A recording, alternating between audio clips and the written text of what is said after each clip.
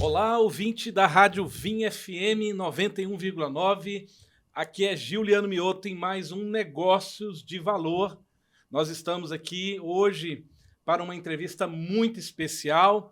Quero te agradecer a você que está nos acompanhando tanto pela rádio, pelo aplicativo e pelo nosso canal do YouTube. Se você está lá no YouTube, não esqueça de dar o like, compartilhar e fazer um comentário, porque você ajuda a melhorar o nosso alcance. E hoje aqui na rádio, nosso programa, nós estamos com um convidado muito especial, que é um amigo meu de longa data, que é o Marcelo Faria. Ele que é administrador de empresas e presidente do ILISP, lá em São Paulo, é um Instituto Liberal de São Paulo. E ele tem um projeto da mais alta importância para o nosso país, que ele tem viajado o Brasil inteiro para falar desse projeto. E ele está aqui conosco para a gente falar um pouquinho sobre esse negócio de valor, esse negócio que faz com que a sociedade avance, que é o empreendedorismo. Olá, Marcelo, tudo bem? Como é que você está? Olá, Juliano, tudo bom? Obrigado pelo convite. Vamos falar sobre esse projeto que facilita a vida dos negócios de valor do Brasil. Isso aí é verdade, viu, Marcelo? E a gente, você que está aí há muitos anos trabalhando aí com o ILISP, né, e fazendo esse tipo de projeto, a gente vai falar um pouquinho daqui a pouco melhor sobre o que é esse projeto, a causa da liberdade econômica, né, da liberdade para as pessoas poderem trabalhar, né, terem as suas vidas sem tanta interferência, né? Você tem uma formação em administração de empresas. Como é que você chegou nesse negócio de terceiro setor, liberdade? Como é que foi essa caminhada sua, Marcelo? Exato, Juliano. Sou formado em administração de empresas pela Universidade de São Paulo, vulgo USP. E lá dentro da própria faculdade já trabalhei com o terceiro setor, trabalhava numa ONG chamada Isaac, que é uma ONG internacional que trabalha com intercâmbio de voluntários e pessoas interessadas em mudar de emprego e ir para outro país para aprender. E depois, saindo, teve toda aquela questão das manifestações lá de 2013, que eu ajudei a organizar. Uma delas foi contra a PEC 37. Lembra da PEC 37? Lembro da PEC 37. Então, nós organizamos manifestação lá, acho que deu umas 30 mil pessoas. Na semana seguinte, o Congresso derrubou o projeto, a gente ficou sem pauta. E aí eu voltei e fui estudar, falei, olha, ok, essa pauta caiu, e agora, né? Como que eu posso ajudar o país a avançar? Acabei começando a estudar sobre liberalismo, caí no caso da Nova Zelândia, que mudou o país, a reforma liberal dos anos 80, inclusive feita por um partido trabalhista, ironicamente, né, um partido mais à esquerda. E desde então me tornei liberal, acabei fundando o Instituto Liberal de São Paulo para avançar essas ideias, divulgar essas ideias no estado de São Paulo, a princípio, por isso o nome. E recentemente, tem 2 anos esse projeto, mais 1 ano que foi lançado publicamente, criamos um projeto para avançar a Lei de Liberdade Econômica nos estados e municípios brasileiros. O que acontece? A Lei de Liberdade Econômica, ela foi sancionada em 2019, mas para que ela realmente seja válida, aquela famosa história da lei que pega e lei que não pega, para que ela realmente seja válida, principalmente no ponto da dispensa dos alvarás para as atividades de baixo risco, o Estado e o município também precisam aprovar a lei. E nós notamos que os estados e municípios não estavam avançando de forma suficientemente rápida na aprovação dessa lei, e criamos um projeto para auxiliar estados e municípios de forma ativa para avançar a lei, tanto no nível estadual quanto no nível municipal.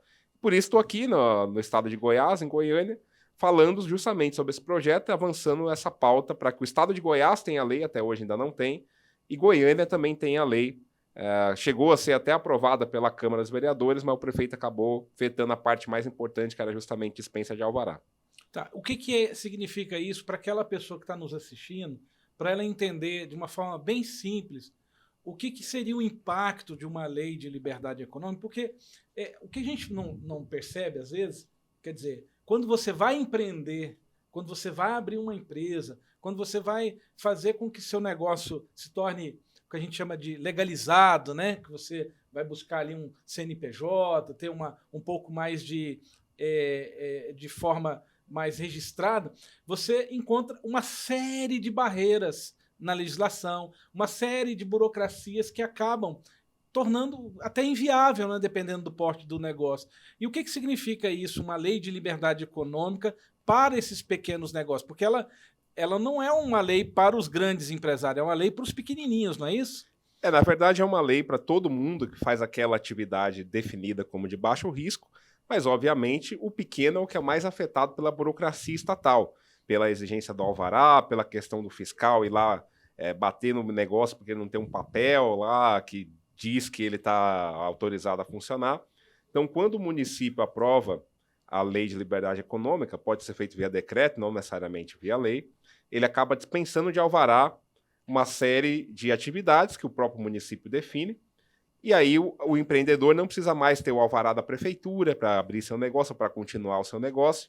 E quando é feito no nível estadual, a mesma coisa. Aí ele é dispensado dos bombeiros, dependendo do estado, é um problema grande você ter um alvará dos bombeiros, vigilância sanitária e meio ambiente. Então, esses setores todos, a pessoa, quando ela abre um negócio, mesmo que ela já tenha um negócio existente, a partir do momento que a lei é sancionada, ele deixa de necessitar do alvará. O que não significa que o poder público deixa de fiscalizar. A prefeitura pode continuar fiscalizando, o governo estadual pode continuar fiscalizando, só que deixa de ter essa exigência puramente burocrática dizendo que, olha, eu te autorizo a funcionar. Isso deixa de acontecer e serve tanto para o pequeno quanto para o grande. Mas quando você fala de atividade de baixo risco, normalmente é o pequeno. É a pessoa que costura em casa, é a fabricante de bijuteria, é a pessoa que tem uma pequena hortinha que vende uma parte da sua produção, é a pessoa que fabrica comida e vende na rua. Então, normalmente é o pequeno empreendedor o mais afetado por essa burocracia. Inclusive, nós fizemos um estudo que mostrou isso. 2 estudos, na verdade, que mostraram isso.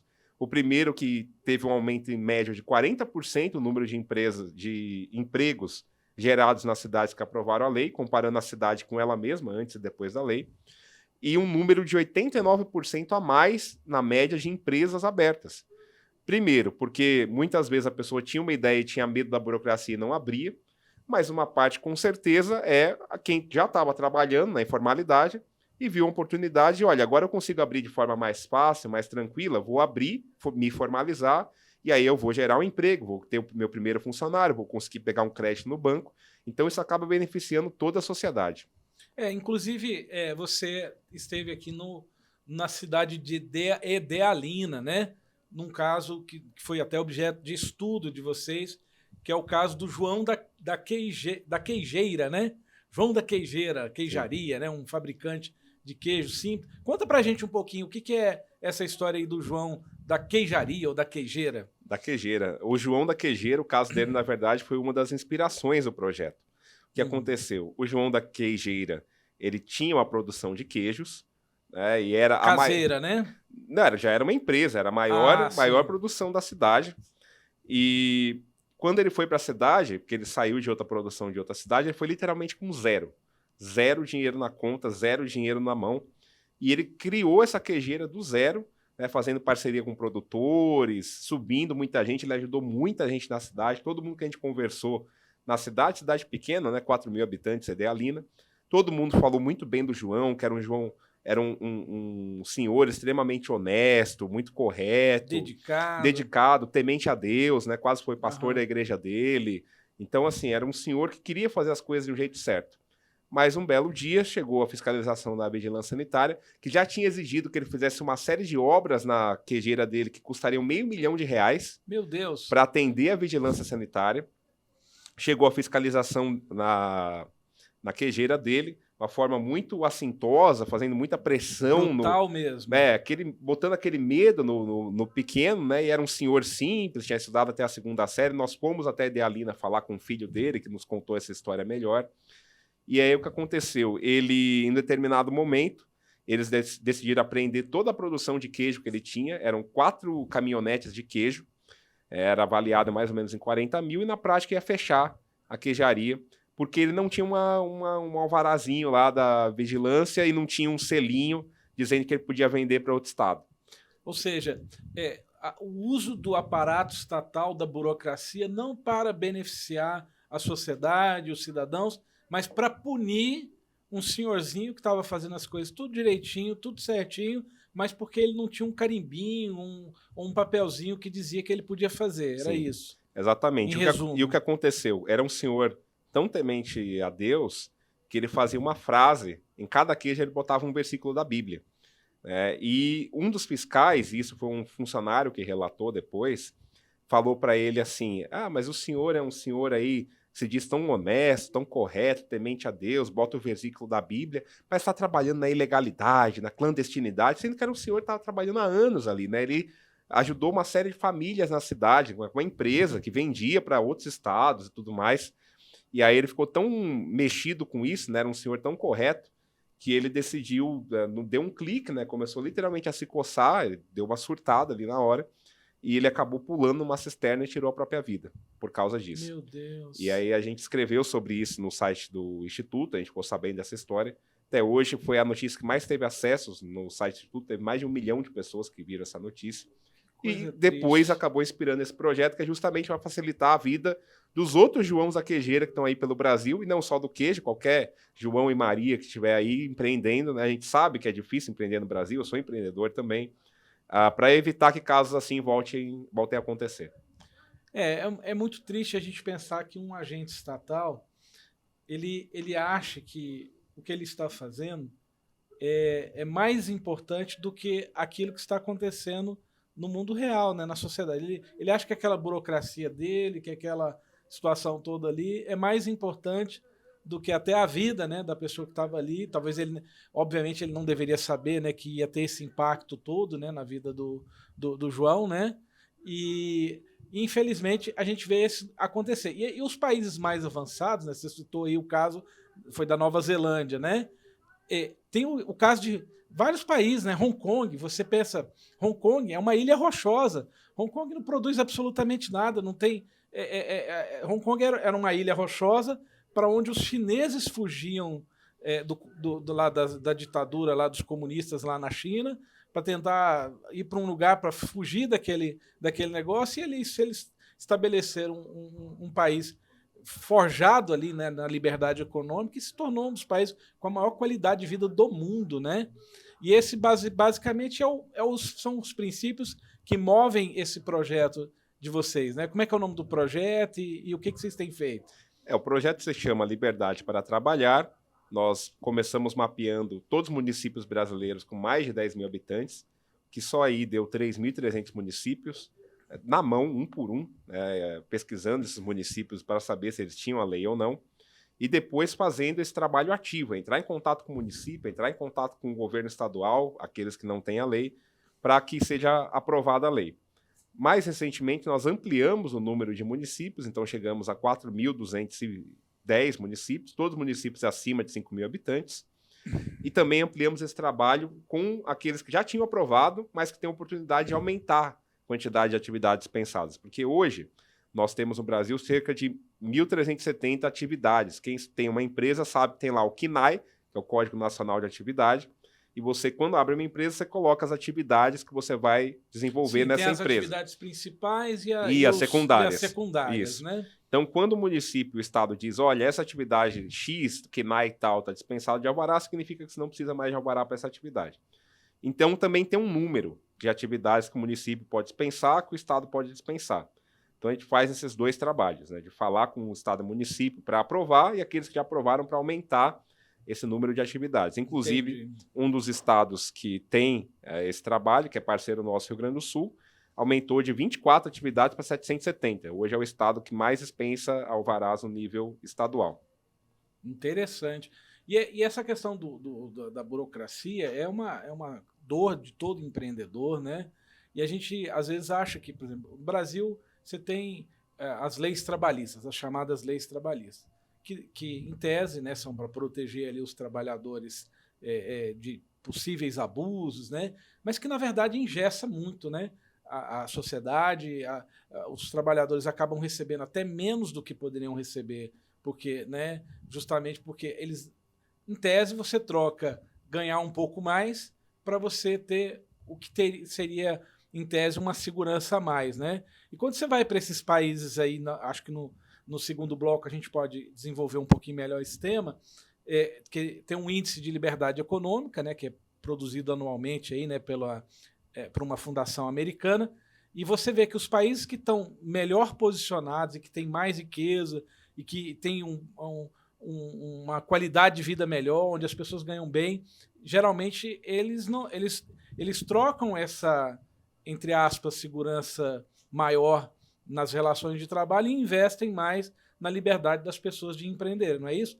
Então, eu queria que nós vamos pedir um pequeno intervalo agora e no próximo bloco a gente volta com esse assunto e a gente fala um pouquinho mais aí sobre o índice de liberdade econômica, como que o Brasil está posicionado e a gente volta daqui a pouquinho com Negócio de Valor, Marcelo Faria e eu, Giuliano Mioto, com vocês aqui na Rádio Vinha FM.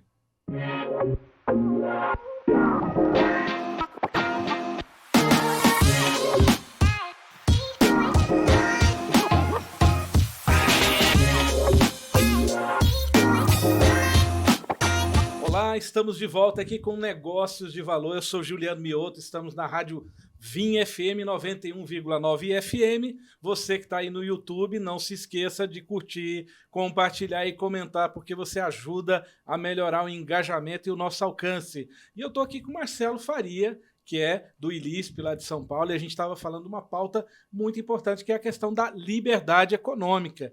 E eu queria até retomar o assunto do primeiro bloco, Marcelo. A gente estava falando do índice de liberdade econômica, né, que é um índice editado onde mostra os países ali conforme a sua liberdade, e o Brasil sempre está bem ruinzinho, né? Por que o Brasil nunca está entre os primeiros ali, embora às vezes o brasileiro acha que ele tem uma vida boa, livre? Como é que é isso? O Brasil está na posição 127ª, 127 de quantos do ranking países? De 180. Então estamos lá na rabeira. Nós estamos atrás de grandes potências mundiais como Mali, Nigéria, Rússia, que é praticamente a ditadura, Bangladesh, Nicarágua, só país legal. Só país do bem. Por quê? Porque o ranking de liberdade econômica, ele mede uma série de indicadores, são 12 variáveis, e dentro de cada variável dessa tem vários indicadores também. Um desses indicadores é justamente a liberdade para empreender, Business Freedom, que é justamente o indicador que a gente acaba trabalhando nesse projeto. Então, na prática, nós estamos ajudando o Brasil a avançar nesses rankings, e como você bem falou, Juliano, tem o exemplo de Hong Kong, que era literalmente uma ilha rochosa, quase esquecida pelo Reino Unido, que avançou para ser um dos países mais desenvolvidos do mundo, né? Hoje tem a questão aí com a China, que está bem complicado lá, mas temos exemplos mais próximos. Temos o Chile, que também saiu, o Chile tinha praticamente o mesmo nível de atividade econômica que a Venezuela. Então, tem até um gráfico dos anos 80, o Chile e a Venezuela no mesmo nível de PIB, só que o Chile tomou o caminho da liberdade econômica e a Venezuela tomou o caminho oposto. E o resultado é que o Chile hoje é o país mais desenvolvido da América do Sul, e a Venezuela, a gente sabe muito bem o resultado que deu o socialismo lá. E temos, inclusive, um exemplo no Brasil. O agronegócio, lá no começo, nos anos 80 e tudo mais, era extremamente fechado, e daria para fazer praticamente o mesmo gráfico. Agronegócio brasileiro e indústria brasileira. O agronegócio foi pelo caminho da liberdade econômica, acabou com institutos de café, definindo lá cota de produção, cota de exportação.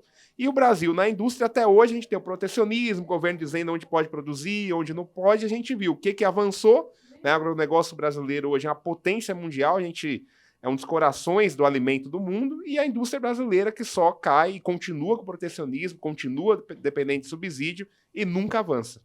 Pois é, e dentro desses critérios aí da Heritage, né, você também tem um que eles chamam de rule of law, né, que é a regra da lei, né, que é você ter a percepção de que o país respeita, né, os contratos, respeita a lei, e o Brasil é um país que produz leis assim, de forma industrial, né? Aliás, nós temos uma indústria, né, lá em Brasília, né, que produz milhares de leis. Eu fiz um projeto de um observatório legislativo e assim, é assustadora a quantidade de leis inúteis que são produzidas todos os anos com um custo altíssimo, né? E outro tema também é o tamanho do governo, né? E a questão da regulação, né, o ambiente regulatório, que é o que você tem tratado, e os mercados, né, a abertura dos mercados. Você acha que o Brasil ele tem condição de melhorar essa condição nossa, ou a gente está fadado a sempre ser o país do futuro? Tem condição, com certeza, mas falta esse trabalho prático. A gente fala muito, né, divulga muita ideia liberal, de mais empreendedorismo, mais liberdade, mas esse trabalho prático que é o Equilisp tem feito com esse projeto, falta muitas vezes. Inclusive, nós temos planos de fazer projetos em outras áreas para ajudar o Brasil em outros setores, que não seja só a lei de liberdade econômica, que também melhore essa questão do Brasil nesses rankings mundiais. Por exemplo, questão de abertura comercial, como você bem falou. O Brasil é um dos países mais protecionistas do mundo, então tudo é um motivo para dar mais um benefício para a indústria, para dar mais um subsídio. Tem um exemplo clássico, quem lembra aí, alguns anos atrás a gente teve as indústrias automobilísticas chinesas chegando no Brasil, vendendo carro a 10 mil reais, 15 mil reais. O que a montadora brasileira, com muitas aspas, que é tudo americana e europeia, fez? A montadora não chegou e falou, não, agora eu vou competir, vou melhorar meu carro, vou reduzir o preço. Não, ela saiu correndo para Brasília, falou, me proteja, criaram uma lei que tem que ter 80% de conteúdo nacional no carro, e hoje você paga 70, 80 mil reais o carro popular, com muitas aspas, e aí depois o governo faz isso, né? Primeiro ele quebra a tua perna e depois te dá a muleta.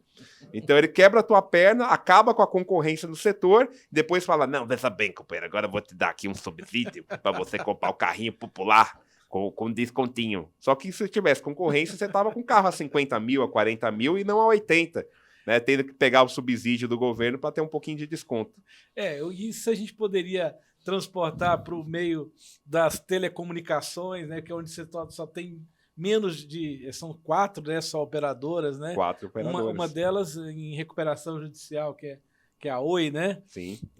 Você tem bancos, você só tem meia dúzia de bancos, grandes bancos, e por isso que a gente vê hoje aí prosperar bastante esses bancos digitais, né, que têm oferecido serviços melhores e sem custo, inclusive, direto, sem custo direto, né? Agora, interessante o seguinte, o projeto Liberdade para Trabalhar, vocês mapearam 4.320 cidades, municípios, né, no Brasil inteiro. O Brasil tem 5.000 e alguma 570. coisa, 5.570. Vocês mapearam 4.320. Vocês tiveram acompanhando isso aí, um índice de aprovação de leis de liberdade econômica locais em cerca de 18% dos municípios, né, que foi 805 cidades, e tem um caso que parece que teve um destaque interessante, que é o do Rio Grande do Sul, né? Fala pra gente um pouquinho qual foi o que aconteceu ali no Rio Grande do Sul com a aprovação da Lei de Liberdade Econômica, no caso estadual, né? Como é que isso impactou ali para o estado do Rio Grande? Na verdade, o do Rio Grande do Sul é até razoavelmente recente. Qual que foi o problema? Lá atrás, lembra que teve o caso da Boate Kiss, que teve muito a ver com questão de bombeiros e tudo mais, e o Rio Grande do Sul, o Brasil funciona assim, quando uma coisa dá errado, a gente torna mais difícil fazer, com lei, como se resolvesse alguma coisa. E aí o Rio Grande do Sul fez o quê? Tornou quase impossível conseguir um alvará dos bombeiros. Resultado, porque caiu... ficou uma reação a um problema que machucou, né? Exato. A cidade, né? E aí, como resultado disso, se reduziu a atividade empreendedora, na prática todo mundo ficou ilegal, porque ninguém conseguia alvará dos bombeiros. Então, para avançar a lei de liberdade econômica no Rio Grande do Sul, primeiro tiveram que alterar essa lei, que foi conhecida como Lei Kiss, com um protesto na porta, dizendo que ia aumentar os incêndios no estado. E foi agora. Foi agora, tudo, final do ano passado, né, final de 2022, conseguiram alterar a lei para deixar um pouco mais fácil. E agora, em março, eles alteraram a quantidade de atividades dispensadas de 24 para 770. E lá, junto com esse trabalho de aumentar a quantidade de atividades pensadas de alvará, tem um belíssimo trabalho da Junta Comercial, que é quem toca principalmente esse setor lá, que é a Lauren, a presidente da Junta Comercial, né? Mandar até um abraço para a Lauren, que é parceira do projeto, que também está implantando o melhor sistema de abertura de empresas do Brasil, chamado Tudo Faço Empresas. Você consegue abrir uma empresa sem sair do site, no mesmo site, em 10 minutos. Olha só. Então, só que isso depende do município. O município também tem que ter a viabilidade lá do endereço, tem que aprovar a lei de liberdade econômica para ter a dispensa do alvará. Se todos os municípios fizerem isso, e é a meta da Junta Comercial e do governo do Rio Grande do Sul, o estado inteiro conseguirá abrir uma empresa de baixo risco em 10 minutos. Isso é um avanço fenomenal, né? Porque abrir uma empresa, embora a maioria das empresas possam não chegar até, né, a ter uma sobrevida de muitos anos, mas são pessoas, são famílias que vão prosperando, elas têm um negócio que começa a se consolidar, porque ninguém começa a vida e acorda num dia seguinte e fala, vou abrir uma empresa, né?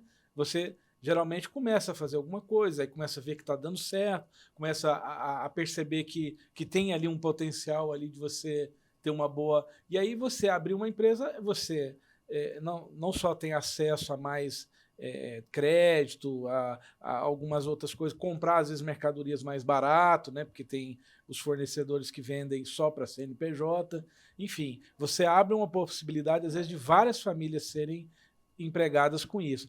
Um outro exemplo também que vocês fizeram, parece que tem sido feito um bom trabalho, é Minas Gerais, né? Minas Gerais são 600 e poucos municípios, né? E a gente já tem lá 267 municípios com a lei aprovada. Qual que é o diferencial de Minas Gerais para o resto do país? Minas Gerais adotou esse avanço da Lei de Liberdade Econômica com uma política de Estado. Então, o governo Zema criou, inclusive, uma subsecretaria de Liberdade Econômica, que se chama Minas Livre para Crescer, é o nome do projeto.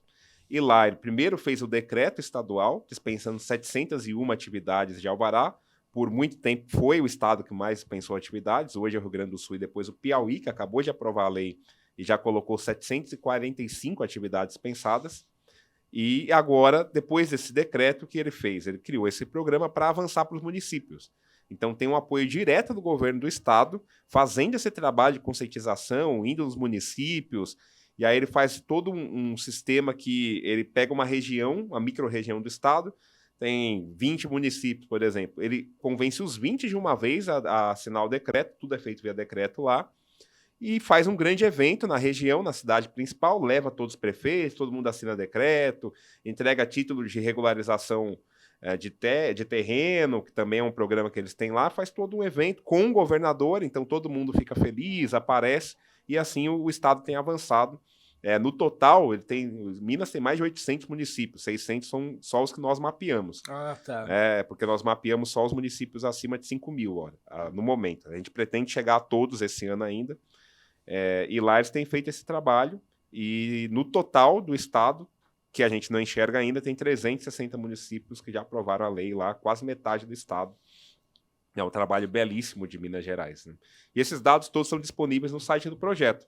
Qual que é o site do projeto? Fala aí pra gente, para quem está nos ouvindo aí. É o liberdadeparatrabalhar.com.br. É bem fácil, né? Sim, nós trabalhamos www.liberdadeparatrabalhar.com.br. Entra lá no site para você ter acesso a esses dados, você entender a profundidade que é e o resultado que se dá de você ter mais liberdade econômica, de você poder ter mais liberdade de trabalhar, né? Liberdade de você desenvolver sua vida, né? Porque você tendo mais pessoas fazendo isso, o país prospera mais, né? Exatamente. É bom para todo mundo. O empreendedor bom pro governo até. É bom para o governo, que acaba arrecadando mais, porque Sim. mais gente prosperando, gerando emprego, vai aumentar a arrecadação.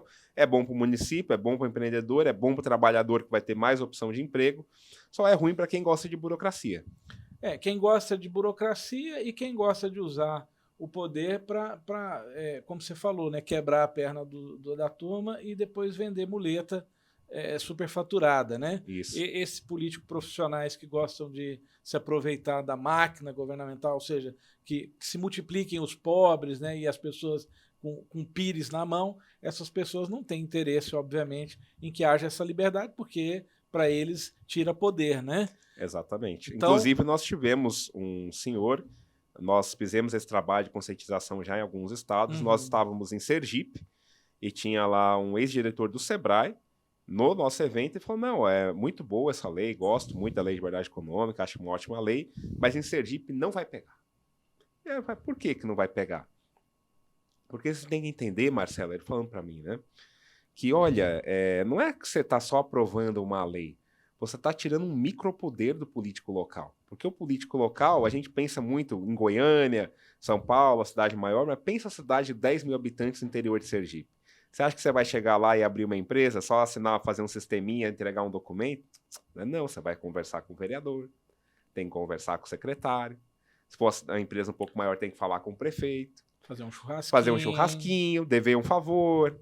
Então, quando você torna esse processo impessoal, basta você ter um critério, bater esse critério que você abre a empresa e mantém a empresa, porque a dispensa de alvará vale por todo o período da empresa, você tira esse micropoder do cara tentar controlar a atividade empresarial. Então, no fim, é uma forma de facilitar a vida do empreendedor e tirar um pouco desse micropoder de controle estatal desnecessário, basicamente para controle político mesmo. É interessante que pelo mapeamento que vocês fizeram, o Nordeste inclusive a região, né, o Norte e Nordeste, é a região onde teve o menor índice de aprovação desse tipo de lei, né? Exato. Porque justamente são os currais eleitorais, né? É porque o político também vive de incentivo. E aí o político do Nordeste, principalmente, o Norte está avançando devagar, mas está avançando, mas o Nordeste, principalmente, é a região do país que mais vive de auxílio estatal. Seja direto, né, com Bolsa onde Família, mais se paga, né, o Bolsa onde Família, mais se paga né? Bolsa Família, seja direto Bolsa Família ou às vezes a prefeitura. Tem muito município que o principal empregador do município é a prefeitura, que vive de repasse federal normalmente.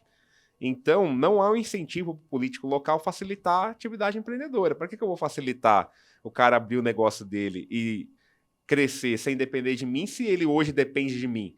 Né? Eu tenho aqui, a minha região é que aprova o Bolsa Família, meu órgão que aprova o Bolsa Família, o CAD único. Então, ele não tem incentivo para facilitar a atividade empreendedora. Tem avançado muito devagar, inclusive teve uma cidade em Sergipe que aprovou recentemente com o nosso apoio, que é Indiaroba. Indiaroba, uma cidade de 32 mil habitantes, razoavelmente perto da capital Aracaju, que já aprovou a lei. E a gente tem tentado avançar no Nordeste, mas a passos lentos, bem lentos. Porque lá o pessoal que domina a política gosta de manter as pessoas sob o comando deles. Marcelo, a gente está chegando aqui no finalzinho do nosso bate-papo. Passa rápido, né? O programa aqui ele é apresentado em 2 blocos, e esse último bloco eu queria que você deixasse aí as suas palavras finais, uma palavra de esperança aí para quem está nos ouvindo aí. O Brasil é um país tão grande, né, com tantas diferenças, e você tem andado aí para vários lugares, e eu queria que você deixasse aí para a gente um pouquinho aí algumas palavras aí sobre o que você está fazendo e como que a gente pode aí ser um país melhor, né? Eu estava até comentando com um rapaz que esteve comigo indo para a Idealina, né, o Rafael Brasil, que ajudou aqui nessa organização da agenda, né, que você anda por Goiás, que a gente andou por uma parte razoável de Goiás, você vê que o Brasil deveria ser primeiro mundo. É um país que não tem furacão, não tem terremoto, não tem problema com neve, como tem Estados Unidos, não tem problema com alagamento, só eventualmente ali alagamento pontual, porque o município não fez obra, enfim. Então é um país que tem todas as condições, muito recurso natural, muita terra, para ser um país de primeiro mundo. E tem um economista, que é o Samuel Lisboa, que diz que no Brasil a falta de desenvolvimento é trabalho profissional. É isso. No Brasil é muita gente trabalhando para o país não andar.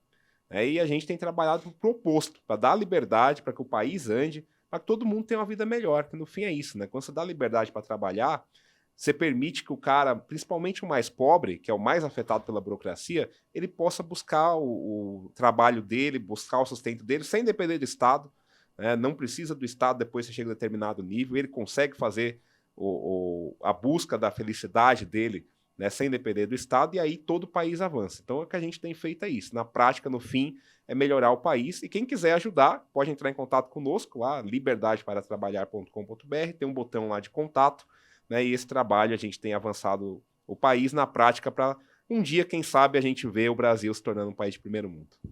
Muito obrigado, Marcelo Faria. Obrigado a você que nos acompanhou até aqui, na Rádio Vinha FM. E o assunto que foi tratado aqui é um assunto de altíssima relevância para o nosso futuro como país.